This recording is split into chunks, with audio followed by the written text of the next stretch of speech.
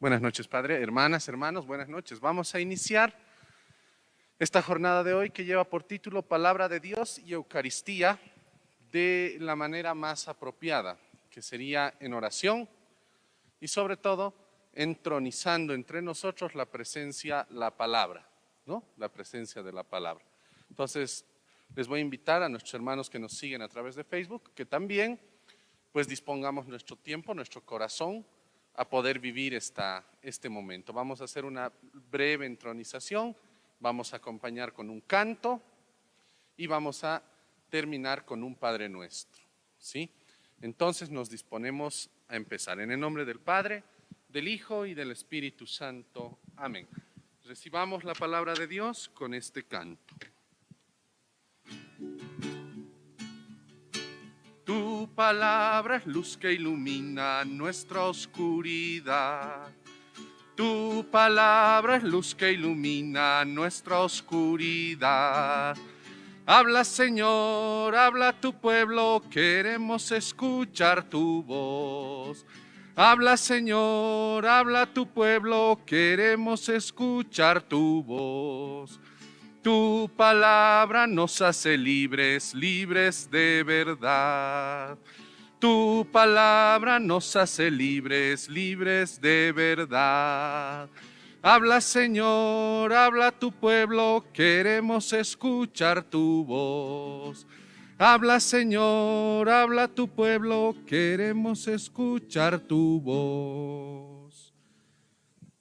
Nos dirigimos con la oración que Jesús nos enseñó. Padre nuestro que estás en el cielo, santificado sea tu nombre. Venga a nosotros tu reino. Hágase tu voluntad en la tierra como en el cielo. Danos hoy nuestro pan de cada día. Perdona nuestras ofensas como también nosotros perdonamos a los que nos ofenden. No nos dejes caer en tentación y líbranos del mal. Amén. En el nombre del Padre, del Hijo, del Espíritu Santo. Amén. Muy bien, hermanos, tomen asiento. Hemos entronizado la palabra para iniciar esta jornada que es muy importante. Ministro extraordinario de la Sagrada Comunión, palabra de Dios y Eucaristía. ¿Sí? Vamos a ir viendo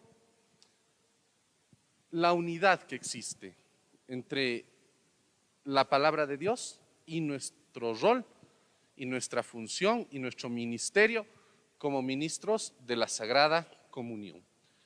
Para eso vamos a tener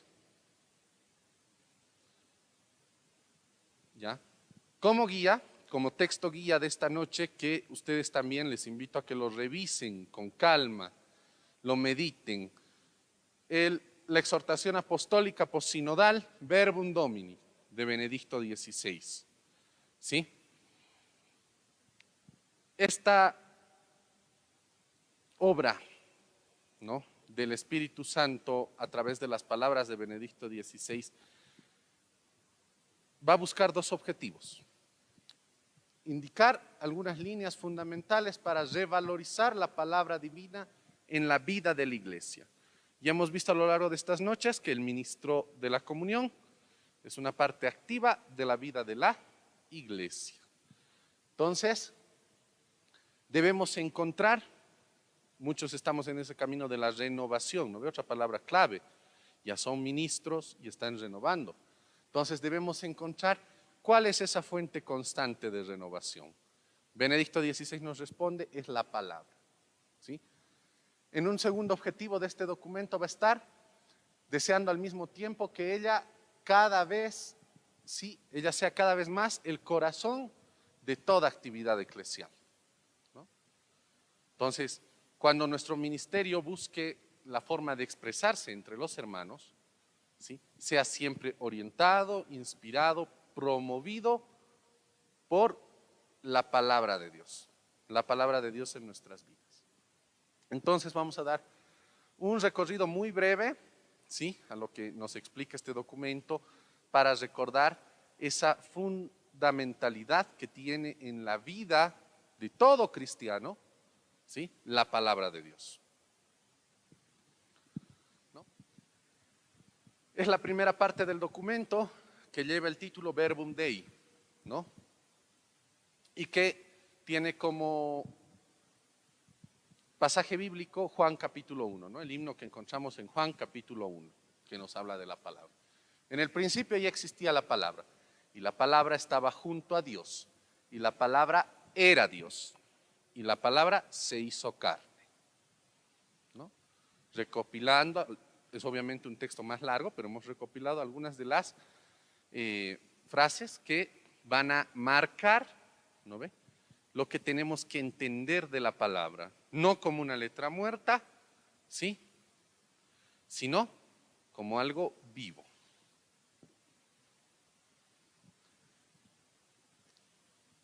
La palabra va a ser un proceso de escucha y respuesta, ¿no? Y este proceso de escucha va a verse dado en la vida cotidiana de todos los cristianos por un acontecimiento importante. Es el Dios que habla, ese Dios invisible que decide revelarse a nosotros. Y ese es el principal inicio de esta relación, ¿sí? El Dios que se dispone a hablarnos, que se dispone a comunicarse, a revelarse, ¿sí? Para que no sigamos teniendo esos dioses imaginarios, ¿no? San Agustín decía eso. Los falsos dioses los hemos creado los hombres, ¿no? El verdadero Dios ha sido aquel que se ha venido y se ha revelado en nuestras vidas. Entonces la palabra va a iniciar con este acontecimiento importante, el Dios que habla, ¿no? El Logos, ¿sí?, que va a acabar encarnándose. Nos recuerda Benedicto XVI y nos va a decir, no es solo un discurso, ¿no?, como se suele decir, las palabras se las lleva el viento.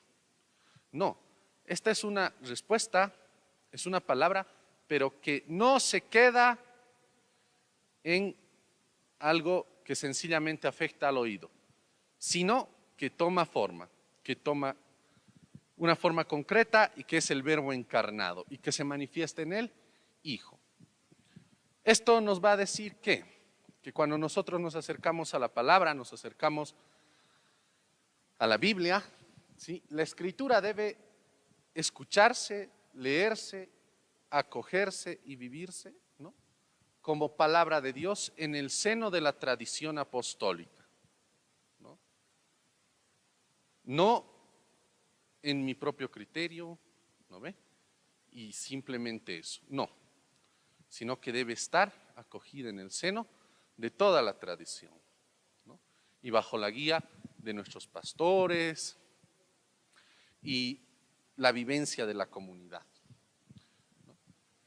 El plan divino de Dios va a ser revelado a través de la palabra, y la palabra va a tener tal sentido de unidad, no solo en el mensaje que revela, sino en la forma que toma para llevar a cabo ese plan de salvación. No es una palabra muerta, es una palabra viva. San Pablo también nos va a recordar eso en varias de sus cartas, ¿no? La palabra es algo vivo, es algo que no está muerto, que no es una letra, que no es un simple libro, ¿no?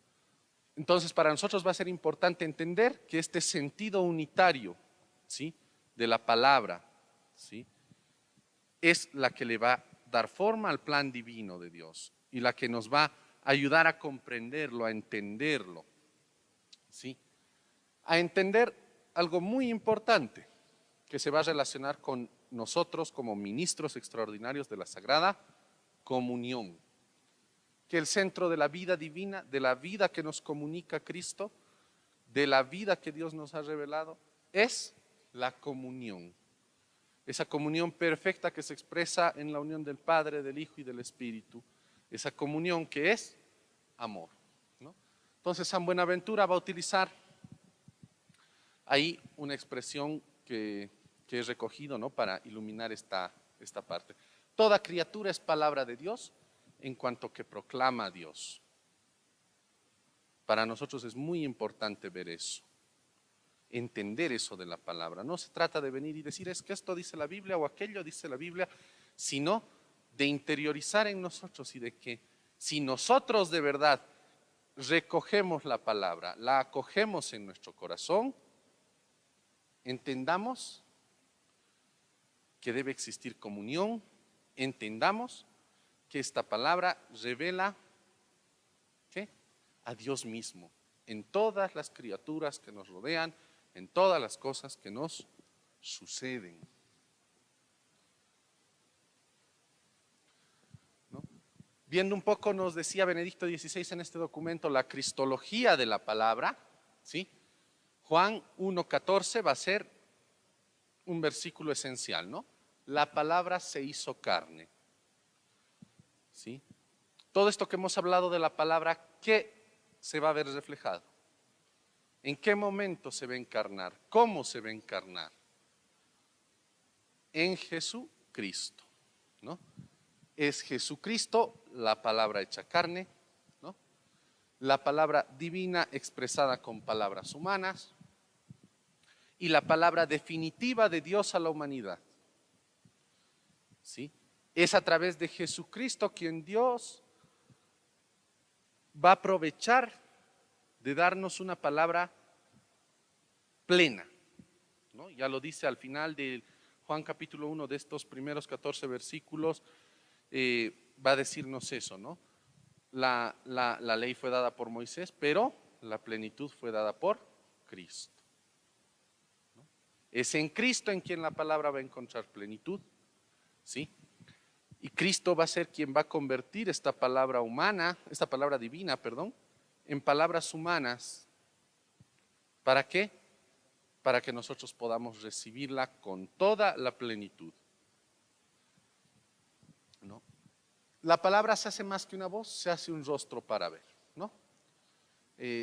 Rescatemos para meditar sobre esta trascendencia que tiene el verbo encarnado, la palabra encarnada, Hebreos capítulo 4, versículo 12, que nos dice: porque la palabra de Dios es viva y eficaz y más cortante que toda espada de dos filos, y penetra hasta partir el alma y el espíritu, las coyunturas y los tuétanos, y discierne los pensamientos y las intenciones del corazón. ¿Sí? Nos habla de una palabra que actúa, que es también acción. Esta acción que va a tomar un rostro que es Jesús de Nazaret. Entonces, cuando hablamos de palabra, hablamos también, pero del Espíritu Santo, ¿no? Juan 14, 16, 17. El Espíritu de verdad a quien el mundo no puede recibir. ¿Sí? La palabra va a venir del cuerpo de Cristo. ¿Sí? Porque hemos dicho que la palabra se va a encarnar, se va a hacer un rostro, se va a hacer Cristo. Y este Cristo nos va a dejar su cuerpo. Y así vamos a participar más plenamente, ¿no ve?, de esta palabra viva. Y nosotros como ministros vamos a hacer que muchos otros hermanos y hermanas también participen de esta palabra viva. Pero debemos entender lo que significa. ¿Para qué? Para podérselos transmitir, ¿sí? Para poder hacer entender a todos nuestros hermanos que no se trata, como muchas veces hay personas, ¿no?, que dicen: voy a ir a la misa a comulgar. No se trata solo de comulgar. Comulgar va a ser volvernos parte de eso, unirnos con Jesucristo, pero Jesucristo es la palabra. Decir yo estoy con Dios, yo estoy con Jesús, tiene otro significado cuando entendemos la trascendencia de la palabra. Nos dice Benedicto XVI en ese documento. Decir estoy con Jesús es decir que acepto toda la revelación, que acepto toda la palabra revelada, ¿sí? No solamente una presencia, sino también una acción, porque nos va a interpelar ¿a qué? A ser como la palabra. ¿Qué es la palabra? Viva y eficaz, decía San Pablo en la carta a los Hebreos, ¿no ve? El cuerpo eucarístico y el cuerpo de las Escrituras van a formar uno solo, ¿no? Por eso va a ser importante que los ministros extraordinarios de la Sagrada Comunión seamos conscientes de esto, ¿sí? Conscientes de hacer participar a nuestros hermanos tanto del cuerpo eucarístico como del cuerpo de la Escritura y ser nosotros también partícipes de esta. San Juan Crisóstomo nos recuerda que la Escritura necesita la revelación del Espíritu para que, descubriendo el verdadero sentido de las cosas que allí se encuentran encerradas, obtengan provecho abundante. Benedicto XVI nos va a recordar en la Verbum Domini, nos va a decir, ¿no?, que nunca olvidemos abrir nuestro corazón al Espíritu, que es el Espíritu el que nos va a ayudar a entender de manera constante, activa, ¿no ve?, de manera eficaz y de manera viva la palabra de Dios, ¿sí?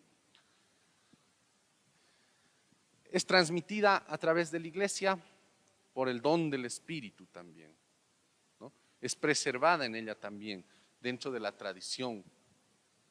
La acción del Espíritu en la Iglesia, la acción del Espíritu en la historia, va a lograr convertir esta palabra en un libro, esta palabra viva, ¿no ve?, en este libro, en este cuerpo que tenemos, que son las Sagradas Escrituras, ¿sí?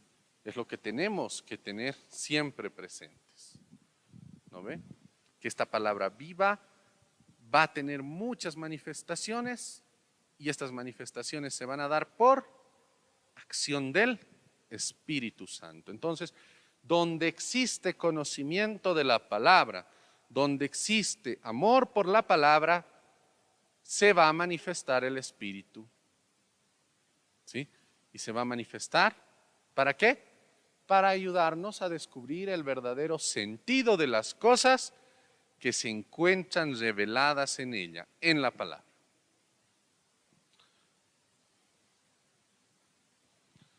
Vamos a pasar a la segunda parte del documento que nos va a llevar a reflexionar sobre la palabra en la vida de la iglesia, ¿no? Verbum in ecclesia. Juan 1:12, a cuantos la recibieron les da poder para ser hijos de Dios. ¿Quiénes formamos parte de la iglesia? Los hijos de Dios, los bautizados, ¿no ve? Pero, ¿quiénes son esos? Juan capítulo 1 nos va a decir que la palabra vino a los suyos y los suyos no la recibieron. Pero a cuantos la recibieron les da el poder para ser hijos de Dios. Es desde esta revelación, es desde esta aseveración que nos da la palabra que debemos entender la acción de la palabra en la iglesia. ¿Cómo actúa la palabra en la iglesia? Esta parte de la Verbum Domini es bastante extensa, así que he enfocado dos partes importantes. La primera, ¿sí?, es que nos recuerda que la iglesia es el cuerpo de Cristo y por tanto la palabra en la iglesia nos va a revelar el rostro de Cristo, ¿sí? Nos va a llamar también algo muy importante la palabra en la vida de la iglesia, a ser obedientes, ¿no ve? Obedientes en la fe.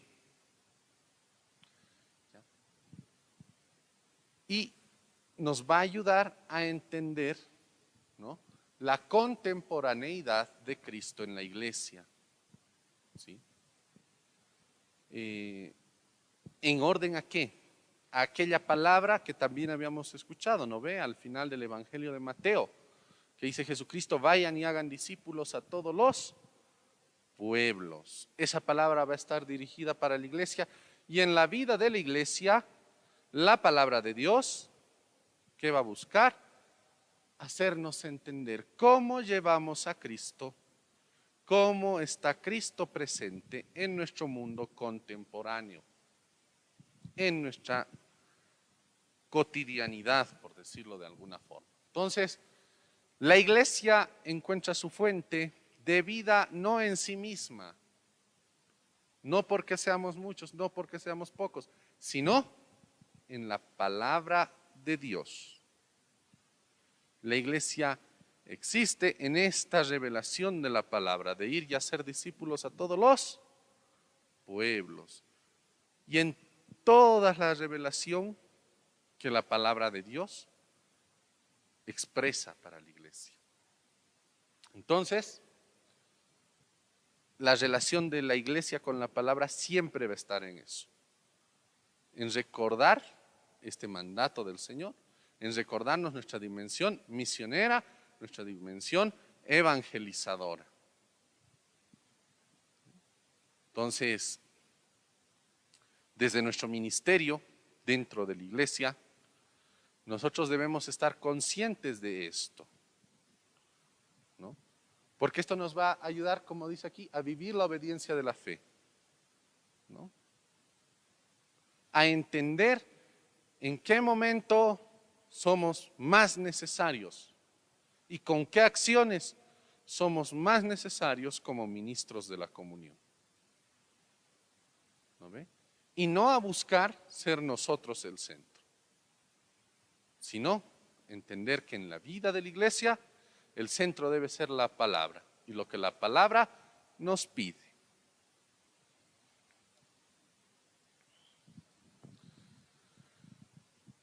Es quizás uno de los espacios más importantes, ¿sí?, para demostrar esa centralidad de la palabra en la vida de la iglesia y del cristiano, la liturgia.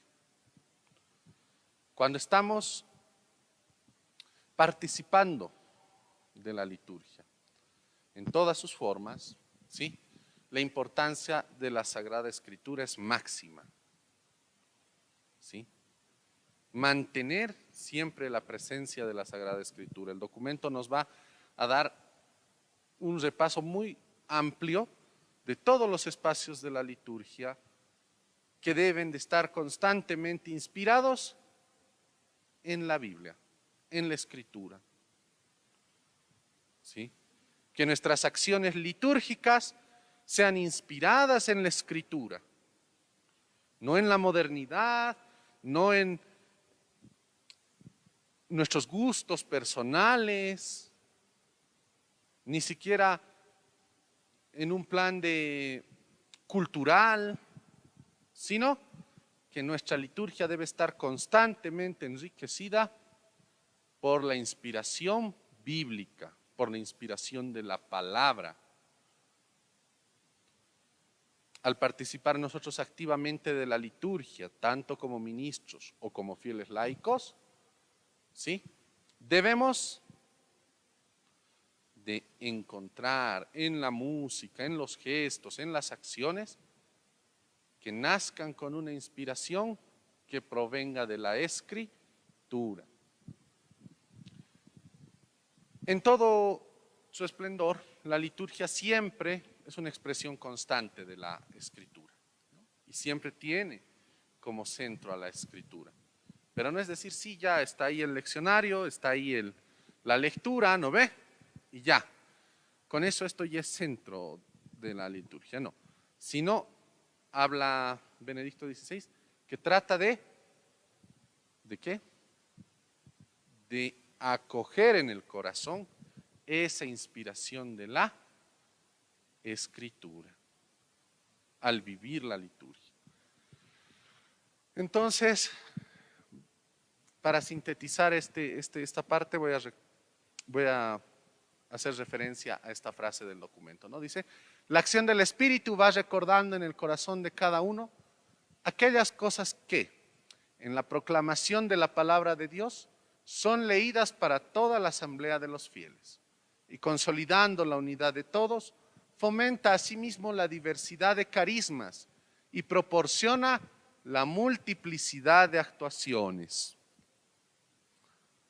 Les decía, tiene que ser siempre inspirada en la Escritura, pero no por eso vamos a uniformar. Más bien, nos recuerda el documento que cuanto más la liturgia está inspirada en la palabra, de manera auténtica, de manera sincera, hay mayor diversidad de carismas, hay una multiplicidad de actuaciones. Tanto más personas actúan en la liturgia, tanto más carismas se manifiestan en la liturgia, significa que nuestra liturgia está debidamente animada por el espíritu de la palabra, que es el espíritu de Dios. ¿No ve? Porque a veces pasa que queremos uniformar las cosas bajo un criterio o algo así. Si bien siempre vamos a tener líneas comunes, porque nos decía San Pablo, ¿no ve? Un solo Señor, una sola fe, un solo bautismo. Eso no va a impedir que haya esta multiplicidad de carismas y de dones. Es más, la manifestación de estos en esa armonía dentro de la liturgia va a significar que una verdadera animación de la palabra, de la liturgia con el espíritu de la palabra.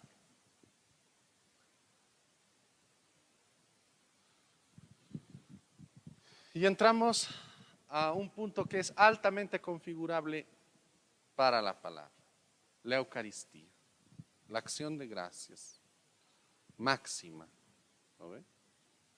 La palabra que se cumple en el sacrificio de Jesucristo, en el sacrificio eucarístico. ¿Sí? La Eucaristía revive, ¿sí? Nos dice Benedicto XVI, revive constantemente la plenitud de la palabra, que es el sacrificio de Cristo en la cruz, ¿no? Por eso es que va a existir siempre una íntima unidad entre la palabra y la Eucaristía. ¿Sí? La palabra y la Eucaristía van a estar siempre unidos. ¿Sí? Unidos no porque los pongamos uno al lado del otro, sino porque todo aquello que escuchemos en la liturgia de la palabra va a encontrar una respuesta en la liturgia eucarística. Va a encontrar sus ecos. Entonces, nos viene a revelar algo muy importante que ya se encontraba en el Antiguo Testamento y que en el Nuevo encontramos la máxima expresión. Jesús, el pan de vida. ¿No ve? El pan partido para la vida del mundo. Ha sido lema del Congreso Eucarístico hace unos años, ¿no? Pan partido para la vida del mundo. Juan capítulo 6, Jesucristo nos transmite la palabra, nos transmite el mensaje sobre el pan que baja del cielo, ¿no? ¿Cuál es ese pan que baja del cielo? Es el Logos que se hace pan para transmitirnos la vida que viene de Dios. ¿Sí? Es la palabra de Dios que convertida, que hecha carne, que encarnada, ¿sí? Se entrega para que nosotros participemos de esa vida. ¿Sí? El pan vivo bajado del cielo. Que en Juan capítulo 6, quienes escuchan a Jesús confunden con el maná, ¿no? Del pasaje de Moisés. Pero ya desde la época de Moisés no se hablaba, se hacía una prefiguración, nos recuerda el documento, de este pan. Este pan es el pleno, este pan es el máximo, ¿no? El pan que es Jesucristo, el cuerpo de Cristo, ¿no? Es entonces en ese momento en el que la palabra, por eso siempre va a iniciar, va a presidir nuestra celebración eucarística, porque leída y anunciada al pueblo es la palabra la que convoca a participar de él, a participar del cuerpo de Cristo, ¿no ve? A vivir de esa comunión. Eso es lo que hace la liturgia de la palabra. Esa es la acción dentro de la Eucaristía, que leída y anunciada nos convoca, tal y como hizo Jesús nos refiere mucho el documento a Juan capítulo 6, porque Jesús les dice en Juan capítulo 6, el que no come mi carne y no bebe mi sangre no tiene vida, ¿no ve? Ustedes tienen que comer mi carne, beber mi sangre. Les habla del pan que ha bajado del cielo, ¿no ve? Y hace todo aquello, Jesús, como un anuncio, para invitarlos a participar de ese banquete. Otro pasaje en el que encontramos esa íntima unidad entre palabra y Eucaristía es los discípulos de Emaús. ¿Cómo empieza el Señor Jesucristo? Hablándoles de la Escritura. Desde la desesperación, desde la incertidumbre que tenían estos discípulos por lo que había ocurrido en Jerusalén, ¿no ve? Jesús, sin rebelarse, los invita, les anuncia a través de la Escritura. Y cuando llegan a la casa, parten el pan y los reconocen, ¿no ve? Esa es la dinámica de escucha y respuesta, la dinámica de unidad que tiene la palabra con la Eucaristía y que tiene su punto culmen en la comunión. ¿No ve? Porque quien no reconoce a Jesucristo Eucaristía no es capaz de haber recibido la palabra. ¿No ve? Solo la palabra leída y anunciada nos convoca y nos apertura realmente a participar de este pan reconociendo a Jesucristo, que es lo que siempre hablamos, el encuentro personal con Jesucristo.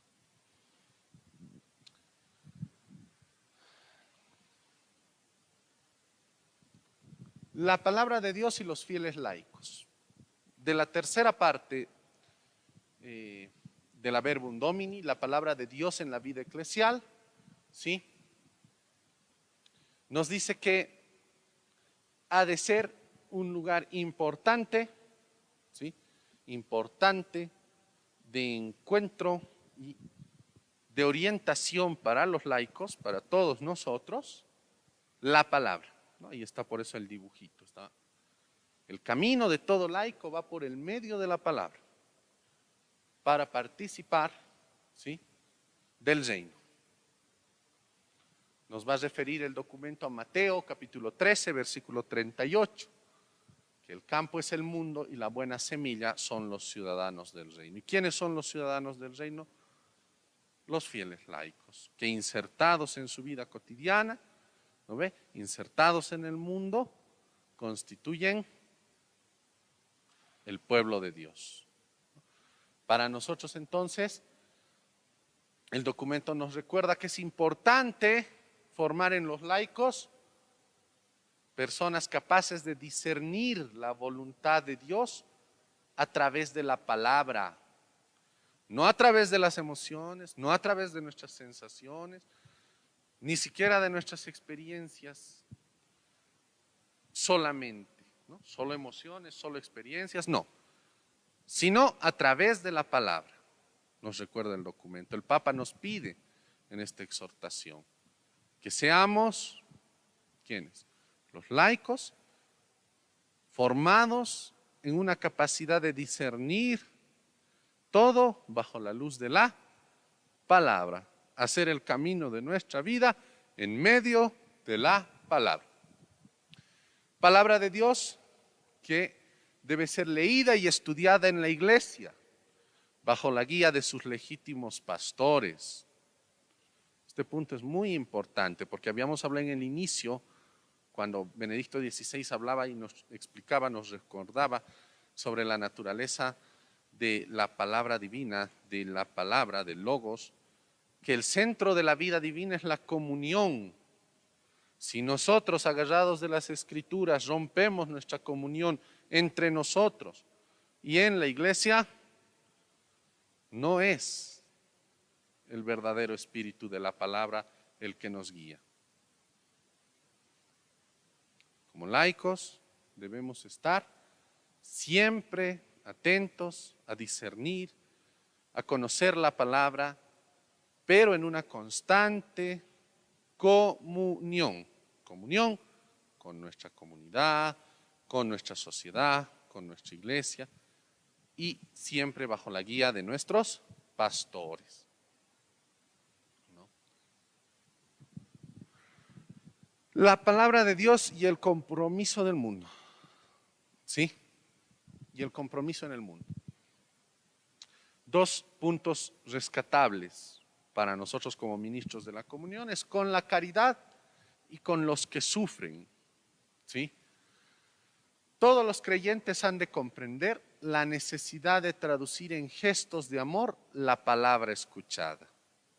Hemos hablado mucho de qué era la palabra y nos dice, ahora en el mundo, ¿qué hace la palabra?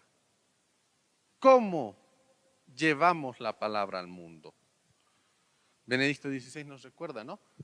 Se debe traducir en gestos de amor la palabra de Dios escuchada. Sí la podemos leer, sí la podemos salir a proclamar en las calles, pero nuestro principal testimonio debe ser que aquella palabra que hemos leído y que hemos escuchado en la liturgia, en la comunidad, se traduzca en gestos de amor. ¿Sí? ¿Para qué? Para hacer creíble el anuncio del Evangelio, para llevar a la plenitud este anuncio. ¿Sí? Para que la gente pueda encontrar de verdad en nuestro anuncio el rostro de Dios, de Jesucristo. Entonces, la palabra de Dios y la caridad van a formar algo muy importante, ¿no? Porque habíamos dicho que se tiene que convertir en gestos de amor y estos gestos de amor, y ahí está la clave, ¿no? En la palabra amor, ¿no? Van a expresarse en la caridad, ¿no? El amor al prójimo enraizado en el amor a Dios nos debe tener constantemente comprometidos, personalmente y como comunidad eclesial, local y universal. ¿Sí? El ministro de la comunión debe estar siempre abierto a la caridad desde su escucha de la palabra y no a ser simplemente un altavoz, ¿no? De decir, hagan caridad, hermanos. No, somos nosotros los que debemos actuar. Somos nosotros los que debemos empezar poniendo nuestro grano, meditando esa palabra, convertirla en un gesto de amor, en un gesto de caridad. Entonces, para acercarnos más a la palabra, a los gestos de amor, la caridad va a ser importante. Y para acercarnos más a los demás.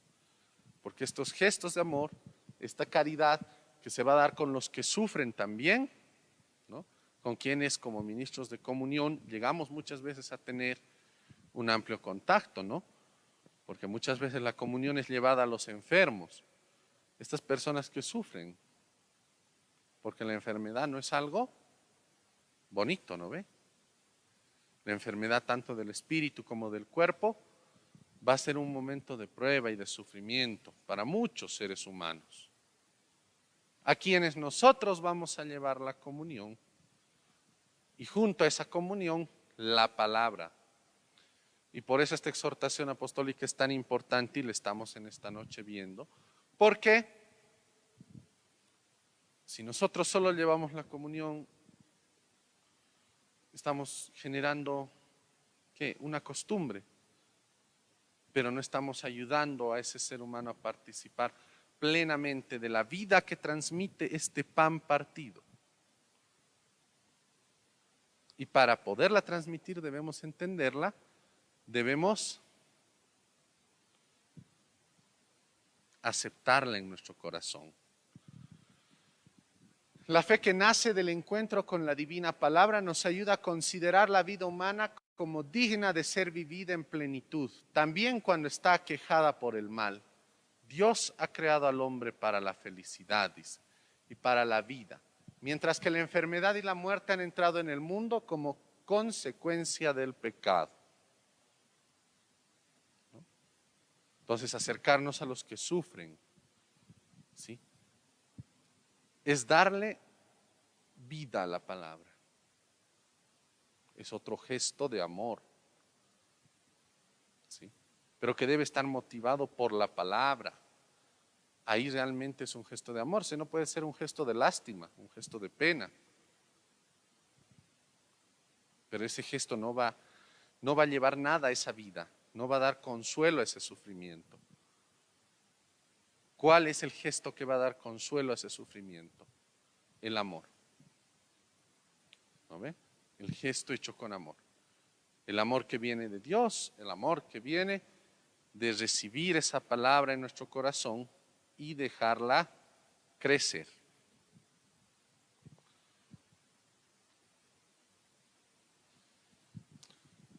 San Cirilo de Jerusalén tenía esta frase: así como dos pedazos de cera derretidos juntos no hacen más que uno, de igual modo el que comulga de tal suerte está unido con Cristo, que Él vive en Cristo y Cristo en Él.